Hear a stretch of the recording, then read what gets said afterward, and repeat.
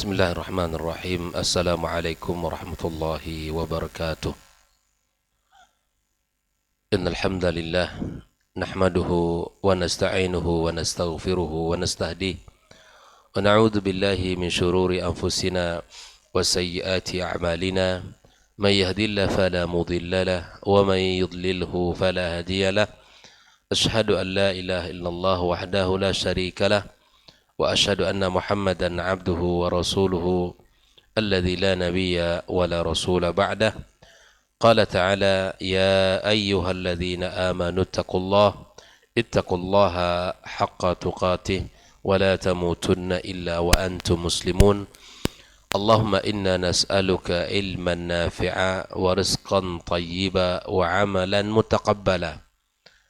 Amma ba'd, kaum muslimin dan muslimat, hadirin hadirat, al-mustami'in wal mustami'at, al-musyahidin wal musyahidat, hafizakumullahu wa ra'akum. Alhamdulillah, puji dan syukur kepada Allah Subhanahu wa taala atas limpahan nikmat dan karunia yang Allah berikan kepada kita semuanya. Pagi ini kembali kita dipertemukan Allah di majlis yang mulia ini, majlis ilmu, di tempat yang paling baik di muka bumi, rumah Allah tabaraka wa taala. Mudah-mudahan kehadiran kita, duduknya kita di majlis ini membawa kebaikan, memberikan manfaat dalam kehidupan kita semuanya. Kemudian kita mengucapkan salawat dan salam untuk Nabi kita Muhammad alaihi salatu wassalam. Mudah-mudahan kita mendapatkan syafaatnya pada hari kiamat kelak, pada hari tidak bergunanya harta dan kekayaan, dan tidak lagi bisa kita banggakan anak dan keturunan, kecuali orang-orang yang datang kepada Allah dengan hati yang penuh dengan keimanan, jauh dari kesyirikan dan jauh daripada maksiat dan kemungkaran. Ikhwah fillah, kaum muslimin dan muslimat, kita melanjutkan pembahasan tentang syarah Risalati Fadlil Islam. Pada pagi ini kita melanjutkan pada halaman yang ke-75, ya. Halaman ke-75, dalam pembahasan, ya, masih dalam pembahasan masuk kepada Islam, masih dalam pembahasan bab yang ke-7, masuk kepada Islam secara totalitas dan meninggalkan agama selainnya. Adapun pembahasan di halaman 75 ini ada kaitan dengan halaman 74. Kita ulang sedikit. Qala sahibul matan, Syekh Muhammad bin Abdul Wahab berkata, "Falyata'ammal mu'min, hendaklah seorang mukmin, ya, alladzi yarju liqa Allahi, yang berharap untuk bertemu dengan Allah dengan keyakinannya, dengan keimanannya, ya, maka hendaklah memperhatikan kalamus sadiqil masduq fi hadzal maqam." Dalam memperhatikan perkataan as-sadiqul masduq, yakni Rasulullah SAW, ya, fi hadzal maqam khususan, secara khusus, ya, qaulahu amma ma ana alaihi wa ashabi. Ini yang harus diperhatikan, kata Syekh Muhammad bin Abdul Wahab, ma ana alaihi wa ashabi, ya, yaitu apa yang saya lakukan dan dilakukan oleh para sahabatku. Syekh Muhammad bin Abdul Wahab berpesan, hendaklah kita memperhatikan perkataan ini. Maka beliau melanjutkan pada halaman ke-75, silakan untuk diikuti, ya, di monitor. Ya li hadhil mau'izati, ya, law wafaqat minal qulubi hayatan. Ini kata beliau, alangkah pendapat ini atau perkataan ini memiliki nasihat, ya, memiliki nasihat, pelajaran. Law wafaqat minal qulubi hayatan. Kalau nasihat ini, ya, masuk ke dalam hati, atau nasihat ini, ya, bertepatan dengan dari hati, hayatan, maka hati itu akan hidup. Hati itu akan hidup. Jadi nasihat Nabi ma ana alaihi wa ashabi ini adalah betul-betul nasihat. Ini adalah betul-betul pelajaran. Dari siapa? Dari Rasulullah SAW.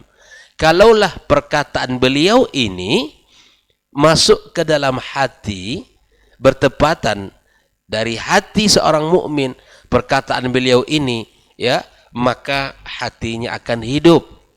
Hatinya akan hidup di dalam keimanan. Mari kita lihat perkataan Syekh Shalih Al-Fauzan menjelaskan ya ungkapan sahib al-matan, hadhihi mau'izatur Rasul sallallahu alaihi wasallam, ini adalah nasihat Nabi. Nasihat Rasulullah sallallahu alaihi wasallam.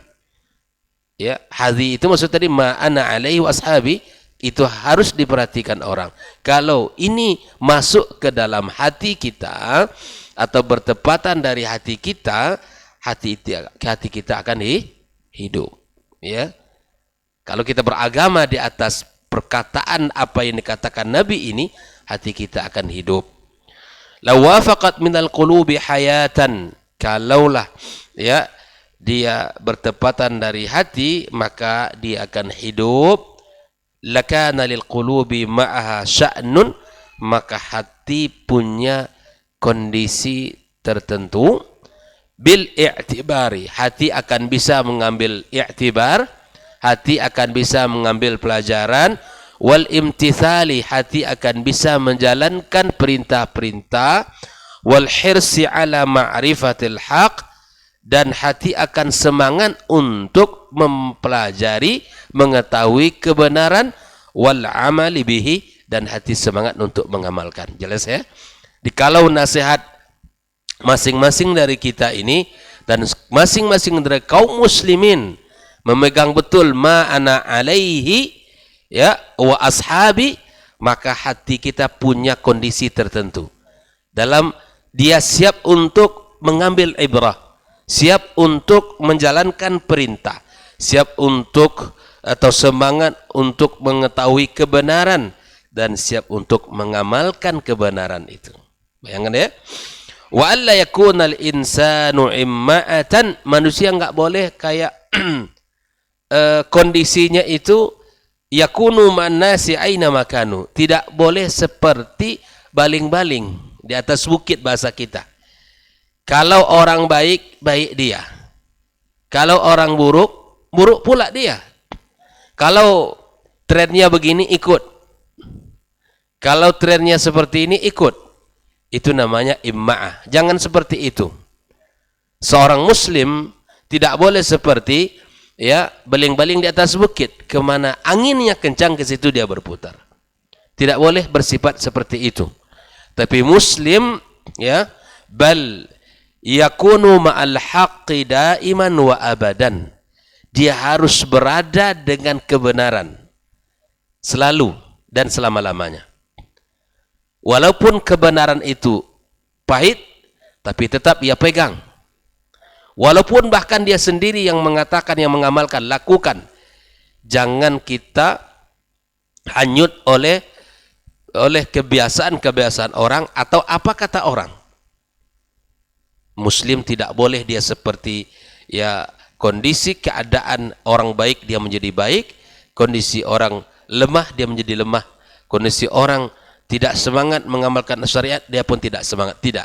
Tetapi muslim selalu berpegang kepada kebenaran, berpegang kepada al-haq, kepada syariat, kepada apa yang telah ditetapkan oleh Allah dan Rasulnya sallallahu alaihi wasallam. Walau khalafahu nas, meskipun orang banyak menyelisihinya kebenaran itu, tapi dia tidak menyelisih kebenaran itu. Wala yuqallidu bighairi hudan, dan tidak mengikuti ya tanpa petunjuk. Taqlid al-a'ma, dan dia bukan mengikuti ya dengan taklid al-a'ma, taklid buta. Tidak. Muslim, mukmin, dia berpijak di atas dalil, berpijak di atas pondasi yang kuat, pegangannya adalah dalil beragama itu. Jadi siapapun di antara kita yang beragama di atas dalil, insya Allah selamat. Karena memakai petunjuk, dan petunjuk yang dipakai bukan sembarangan.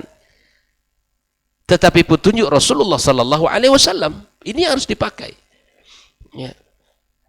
Alaihi aya'rifal haq awalan. Cari kebenaran dulu. Cari kebenaran, engkau akan tahu hal yang batil. Kenali sunnah Rasulullah, semangat mempelajarinya, engkau akan tahu mana yang bid'ah. Jelas ya? Alaihi aya'rifal haqqa awalan. Cari kebenaran. Dalam bab ibadah, dalam bab akidah, cari kebenaran, cari dalil, semangati diri untuk belajar. Ya, bentengi diri dari kesyirikan, cari terus. Dengan mengetahui kebenaran, ya, thumma ya'malu bihi, kemudian mengamalkan. Nah, setelah kita belajar, step berikutnya adalah mengamalkan. Wa yad'u ilaihi. Setelah itu kita mengajak orang, menyampaikan kebenaran. Begitu seterusnya. Cari kebenaran, amalkan, ajak orang untuk mengamalkan kebenaran itu. Itulah Islam. Hadza huwal wajib ala kulli muslim. Ini yang wajib bagi setiap muslim. Ini yang wajib bagi setiap muslim dengan melakukan 3 langkah ini. Cari kebenaran, kemudian amalkan kebenaran itu, setelahnya ajak orang untuk melakukan kebenaran itu. Atau sampaikan, dakwahkan kebenaran itu. Amma an taqul, adapun ada yang mengatakan, kau mengatakan, da'un nasa ala ma hum alaihi. Nah, ini. Biarkan orang sesuai dengan apa yang mereka inginkan. Ini syubhat. Biarkan dia mengamalkan apa yang ia yakini. Nah, itu ya. Biarkan dia mengerjakan ibadah sesuai yang ia yakini, sesuai apa yang ia fahami. Ya. Da'un nasa ala ma hum alaihi. Tinggalkan mereka, biarkan mereka mengamalkan ya apa yang mereka pahami. Lalu kita melakukan ini, mengamalkan sebuah perkataan, hurriyatul ra'yi, sebuah ungkapan, bebas orang berfikir, bebas orang untuk melakukan sesuatu, mengatakan sesuatu. Ar-ra'yu war-ra'yil akhar, ya, bahwa perkataan atau pendapat dan pendapat yang lain, ya. La tahjuru 'alan nas, jangan halangi orang deh, biarkan mereka melakukan kebiasaan itu, ibadahnya seperti itu. Wala tudayyiqu 'alaihim, jangan persempit orang, jangan persulit orang. Engkau sampaikan itu nanti orang berpecah belah. Sampaikan itu orang nanti ya bermusuhan.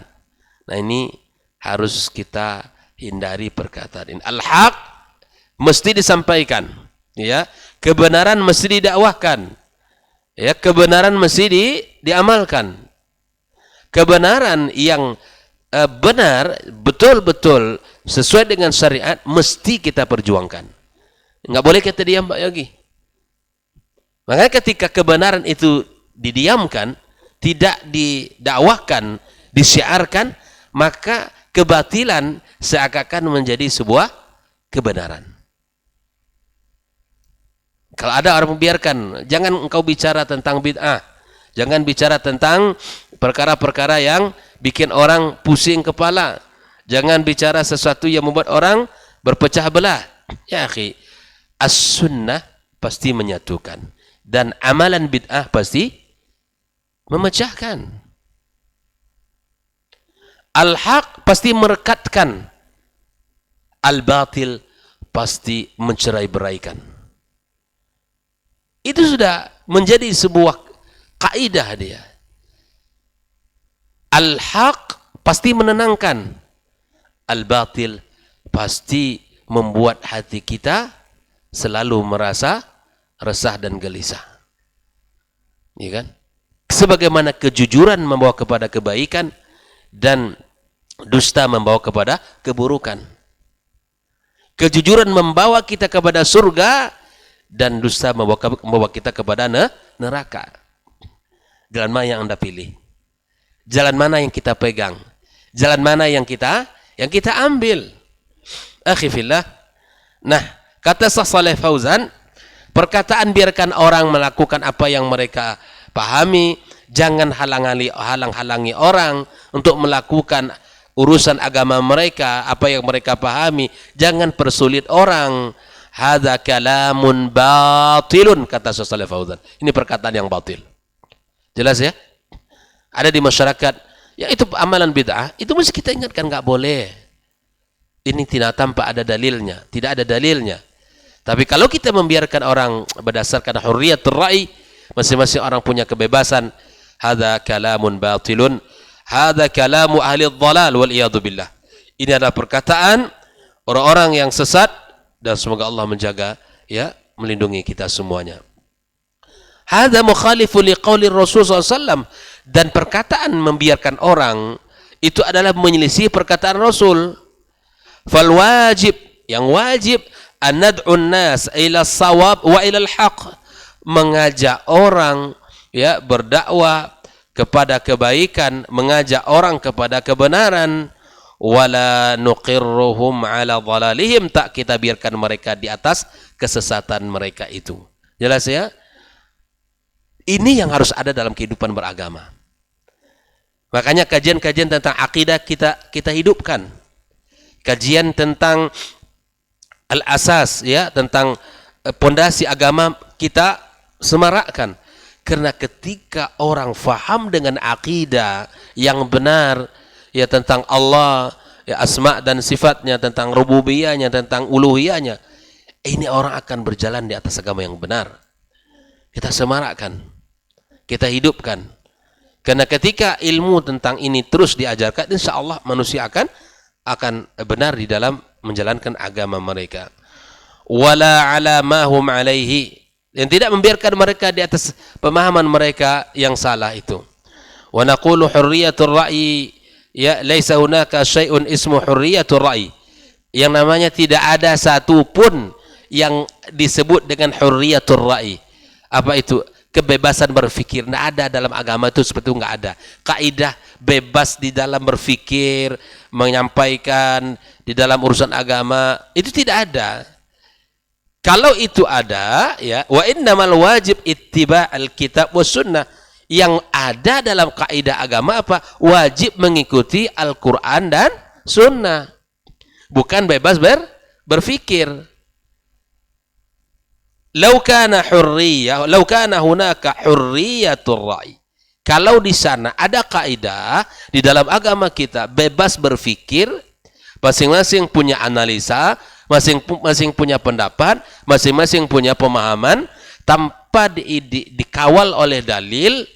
Apa kata Syekh Shalih Fauzan? Lam nahtaj ila rusul wa ila kutub. Kita tidak butuh, kalau demikian adanya, tidak butuh kepada para rasul, tidak butuh kepada Alkitab. Jelas ya? Kalau masing-masing kita punya kaidah, ini kan pendapat saya, dan saya berhak untuk memegang ini. Dan antum juga berhak punya pendapat, dan silakan antum amalkan. Nah, kalau ini kacau balau dalam urusan agama kita, ya, berantakan di dalam urusan agama kita, karena masing-masing punya pendapat dan masing-masing punya pemahaman. Nah, kalau ini adanya, kata Syekh Shalih Fauzan, tidak perlu kita, ya, diutus oleh Allah para rasul, tidak perlu kita diturunkan Alkitab. Nah, ikhwafillah, bal kullun yattabi' ra'yahu wa aqlahu, ya, dan masing-masing, bal kullu yattabi' ra'yahu wa aqlahu, masing-masing mengikuti pendapat dan akalnya. Farra'yu idza khalafa al-wahya yajibu ayyutrak. Perhatikan kaidah ini, kata Syekh Shalih Fauzan, catat baik-baik. Farra'yu, apabila pendapat, idza khalafa al-wahya, dia menyelisih wahyu, pendapat kita menyelisih Al-Quran, menyelisih hadis Nabi SAW, yajib ayyutrak, maka wajib untuk ditinggalkan pendapat kita, ya. Amma idza wafaqal wahya falhamdulillah, namun pendapat kita sesuai dengan wahyu, maka segala puji bagi Allah. Ini nikmat sekali. Nah, ini kan kalaulah masing-masing kita memahami nasihat Nabi tadi, ma'ana alaihi wa ashabi, Maka jika ada pendapat kita yang menyelisihi Al-Quran dan Sunnah, sudah kita mengatakan sami'na wa ata'na. Jangan katakan ini kan tidak sesuai dengan kenyataan hari ini. Ini kan diskriminasi dalam bab ini kepada ini. Macam-macam lah. Takwil-takwil yang datang bermunculan nanti. Kalau kita tidak mampu menundukkan akal kita di atas wahyu Allah tabaraka wa ta'ala. Maka yaqulu Ali bin Abi Thalib radhiyallahu taala anhu, ini sebagai bentuk contoh, ya, sebagaimana bentuk contoh dari kalangan as-sahabah yang mana tidak semua urusan agama bisa kita pahami dengan akal kita. Tidak semua perintah agama bisa ya kita pahami dengan logika kita. Apa kata beliau? Lau kana ad-dinu bir-ra'yi, kalaulah agama itu diukur dengan akal, dengan pendapat, ya, lakana asfalul khuffi aula bil mashi min a'la. Kalau agama itu bisa ya didasari dengan akal kita, dengan pendapat kita, maka yang paling berhak untuk diusap adalah yang paling bawah daripada khuf kita.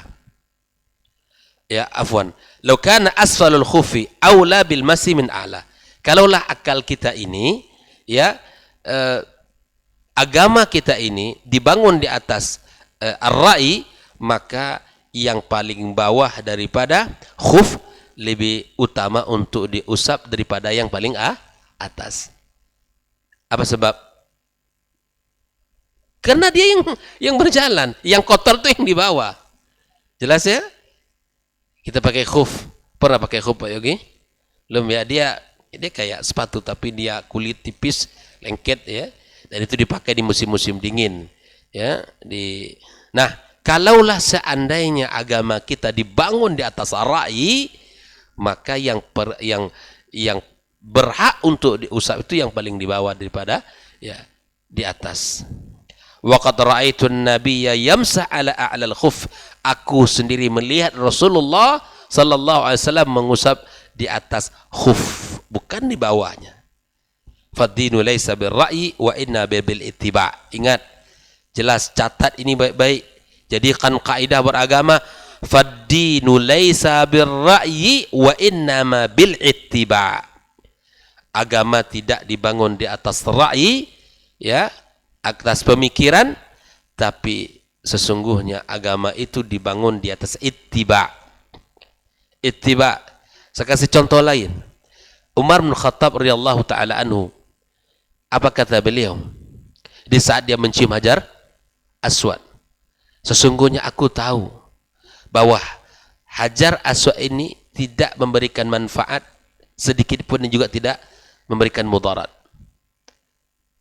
Kalaulah bukan karena saya mengikuti, kalaulah bukan karena saya melihat Nabi sallallahu alaihi wasallam menciumnya, maka saya tidak cium. Ittiba. Jelas ya? Ittiba. Bukan kita menyembah batu, enggak. Itu orang-orang yang tidak faham saja, orang-orang yang pendek pemahaman itu. Ya, jelas ya?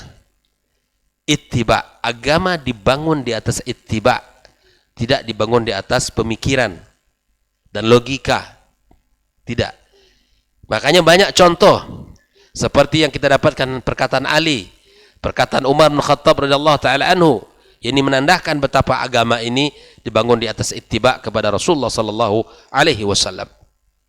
Yaqulu Sahal ibn Hunayf radhiyallahu taala anhu, lihat, Sahal ibn Hunayf berkata, ya ayyuhan nas, ittahimu ra'yakum ala dinikum. Wahai manusia, kata beliau, tuduhlah ya pendapat kalian, pemikiran kalian atas agama kalian. Artinya kalau ada nas Al-Quran dan sunnah Nabi tidak sesuai dengan apa yang kita pahami, yang kita salahkan mana? Akal kita. Subhanallah, akal kita tak sampai rupanya memahami dia. Ya kan? Ittahimu ra'yakum ala dinikum. Jangan kalian salahkan agamanya. Jangan kalian salahkan nasnya. Ini luar biasa perkataan Sahal bin Hunayf ini ya. Wahai manusia, kata beliau, tuduhlah pendapat kalian, salahkan pendapat kalian, pemikiran kalian, ya, jangan kalian salahkan agama kalian. Hari ini sangat kita butuh kaidah begini nih ikhwah, karena dihidup di tengah-tengah syubhat yang gelombangnya luar biasa, syahwat dan syubhat, ya, itu luar biasa. Maka kita butuh perkataan-perkataan para sahabat seperti ini, dan kita butuh ya panduan dari Nabi kita SAW, ya ma'ana alaihi wa ashabi. Ya, kata Syekh Shalih Al-Fauzan, wa laysa fad-dinu laysa bir-ra'yi wa inna bil ittiba'. Ya, seperti kata Hunayf, Sahal ibn Hunayf ini pula, ya ayyuhan nas ittahimu ra'yakum ala dinikum falaqad ra'aituni yawma abi jandal walau astati an arudda amra Rasulillah laradatu. Telah aku perlihatkan diriku, aku telah punya pendapat pada hari Abi Jandal, dan andaikan aku mampu untuk menolak perintah Rasulullah SAW, aku tolak. Apa kisahnya? Wahada fi qissatil Hudaybiyah. Ini dalam perjanjian Hudaybiyah, lamma tamma sulhu bainan nabi wal musyrikin, tatkala terjadi kesepakatan antara orang nabi dan orang-orang musyrikin, wa kana min bunudi, di antara kesepakatan itu intinya apa? Coba lihat. Anna man ja'a minal kuffari ilal muslimina musliman yarudhul muslimuna ilaihim. Kalau ada orang kafir datang kepada kaum muslimin dan masuk Islam, maka dia dikembalikan kepada mereka. Jelas? Dikembalikan kepada orang kafir. Wa man dhahaba minal muslimina ilal kuffar la yarudunahu. Kalau ada di antara orang muslim pergi kepada orang-orang kafir, maka mereka tidak dikembalikan kepada kaum muslimin. Kira-kira secara logika antum adil apa tidak? Nah, adil. Maka di sini sulit Suhail ini menerimanya. Fasyaqqa hadza ala Sahal, ya. Afwan, ala Sahal. Ya. Li'annahu la ya'riful awaqib. Dia tidak bisa melihat maqasid, hikmah di balik ketetapan Nabi SAW ini. Saya ulangi, gimana tadi?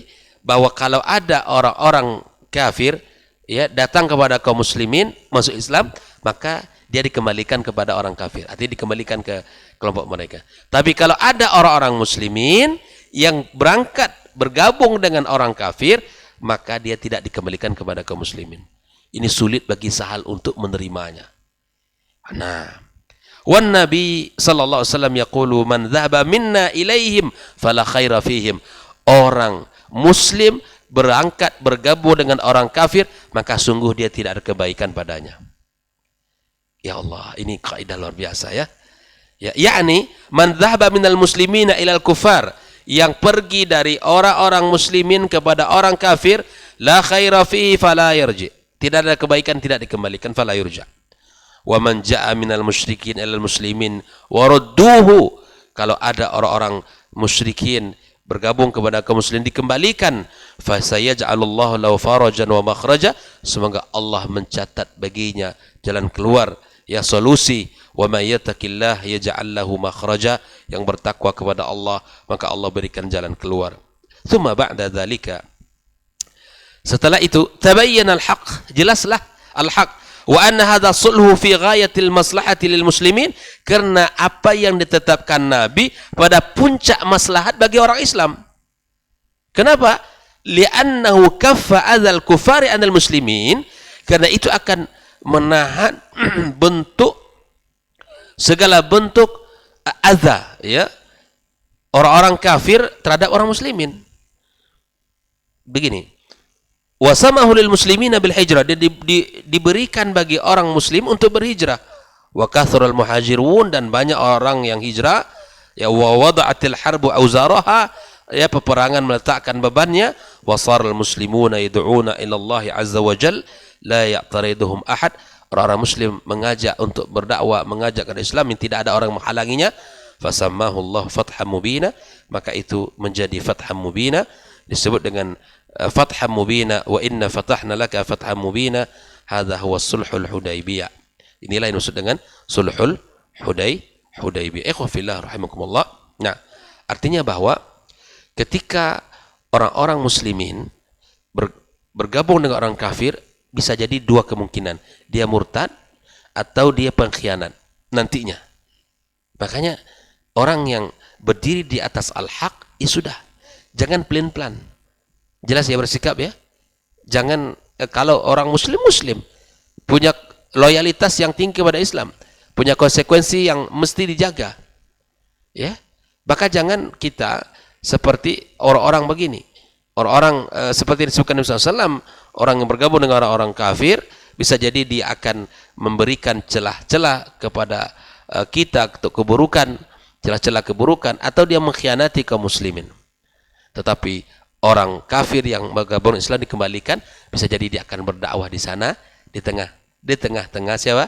Di tengah-tengah saudara-saudaranya, di tengah-tengah komunitas kaum musyrikin. Nah, inilah beberapa contoh yang telah diutarakan oleh Syekh Saleh Fauzan, bahwa agama tidak dibangun di atas pemikiran, tetapi dibangun di atas ittiba. Catat baik-baik ya ikhwafillah, ini kaidah kita di dalam beragama, ya. Beragama tidak dibangun di atas pemikiran, tapi dibangun di atas ittiba kepada Rasulullah sallallahu alaihi wasallam. Sebagai contoh tadi adalah kisah Umar bin Khattab radhiyallahu taala anhu, bahwa kalaulah bukan kerana melihat Nabi mencium Hajar Aswad, maka aku tidak cium. Kata Ali bin Abi Thalib, kalaulah seandainya agama dibangun atas pemikiran, maka khuf itu yang utama untuk diusap yang paling bawah. Tapi aku melihat Nabi SAW mengusapnya paling atas, maka aku ikuti. Jelas ya? Dan kemudian contoh ketiga adalah apa yang dikatakan oleh Sahal ibn Hunayf, yang ia katakan bahwa tuduhlah pemikiran kalian, ya, jangan kalian tuduh agama kalian yang salah, tapi pemikiran kita yang tidak sampai dan pemahaman kita yang tidak benar, nas pasti selalu di atas kebenaran, ya.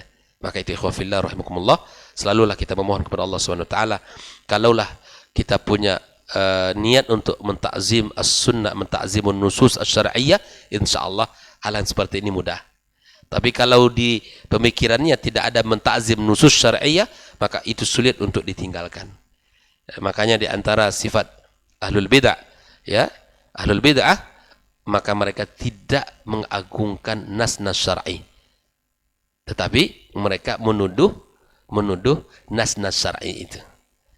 Akal mereka dahulukan, dan kemudian nas-nas syar'i yang mesti untuk diolah, untuk dipikirkan, untuk kemudian dianalisa lebih dalam. Jangan jadikan akal kita di atas nakal, ya, tetapi an-naqal di atas akal kita. Jelas? Al-aqlu, akal, tidak boleh kita menjadikan di atas an-naqal, itu nas, tetapi an-naqlu, nas itu yang mesti kita dahulukan di atas akal kita. Jelas ya? Semoga Allah SWT memberikan pemahaman kepada kita. InsyaAllah kita lanjutkan ya hadis terakhir perkataan ini. InsyaAllah besok akan kita bahas bagaimana ya ternyata di antara umat ini akan ada ya menjalar penyakit hawa nafsu, sebagaimana menjalarnya penyakit rabies kepada orang yang telah terkena virusnya. Nah, bagaimana nanti insyaallah akan kita bahas pertemuan besok biiznillah, ya. Dan kita tutup majelis kita dengan doa kafaratul majlis. Subhanakallahumma bihamdik asyhadu an la ilaha illa anta astaghfiruka wa atubu ilaik. Wassalamualaikum warahmatullahi wabarakatuh.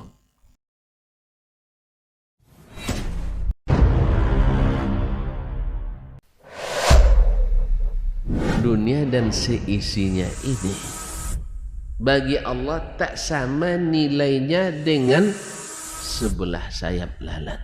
Barang siapa yang beramal untuk akhiratnya, Allah akan cukupkan baginya urusan dunia. Sayati zamanun 'alan nasi as-sabiru fihim qalqabit al-jamarah. Akan ada satu masa di akhir zaman yang berpegang teguh dengan agamanya seperti orang yang sedang memegang bara